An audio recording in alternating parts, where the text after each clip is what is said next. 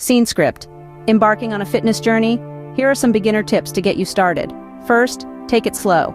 Don't rush into intense workouts. Gradually increase your intensity and duration to avoid injuries. Aim for 30 minutes of moderate exercise most days, broken down into manageable sessions. Your routine should include a mix of cardio, strength training, and flexibility exercises to enhance overall fitness. And remember, listen to your body and rest when needed. Cardio exercises like running, swimming, biking, or dancing are great for heart health. Strength training, such as push-ups, sit-ups, squats, and weightlifting, fortifies your muscles.